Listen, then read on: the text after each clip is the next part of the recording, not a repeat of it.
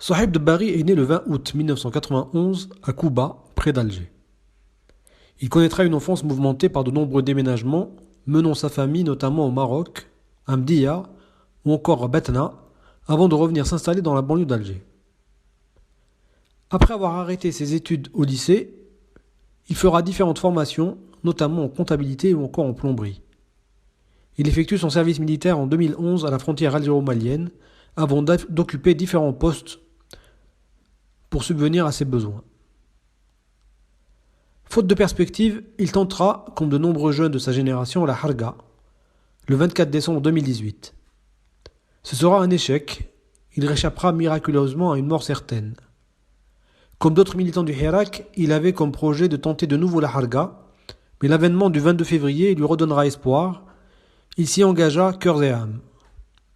Son activisme, notamment à l'arrivée du coronavirus, lui vaut une première convocation par la police le 26 mars, alors qu'il organisait des collectes, des distributions de nourriture et de matériels médicaux. Moins de 2 mois plus tard, le 19 mai 2020, il est arrêté et condamné en comparution immédiate par le tribunal de Charaga à 1 an de prison ferme pour incitation à attroupement, outrage à corps constitué et publication Facebook pouvant porter atteinte à l'intérêt national. Sa peine est confirmée en appel, mais il sera libéré le 19 décembre, après 6 mois de prison à Arléa.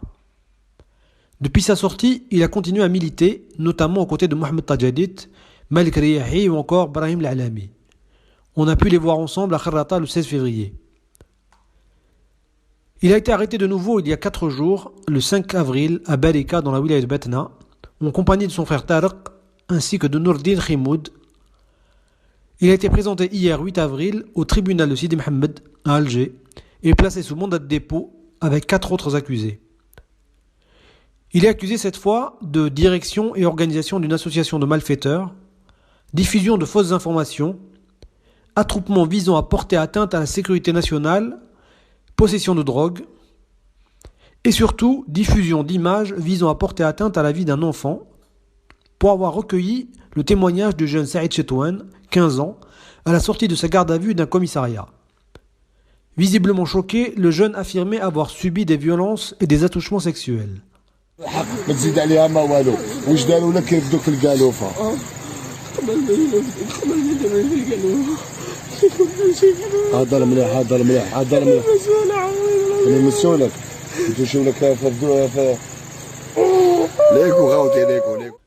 Dans une conférence de presse hier, alors que les 5 accusés n'étaient pas encore passés devant le juge d'instruction, le procureur de la République a affirmé que Dbari entretenait des relations intimes avec le mineur, sans aucune considération pour la présomption d'innocence et la protection de l'intimité du jeune en question.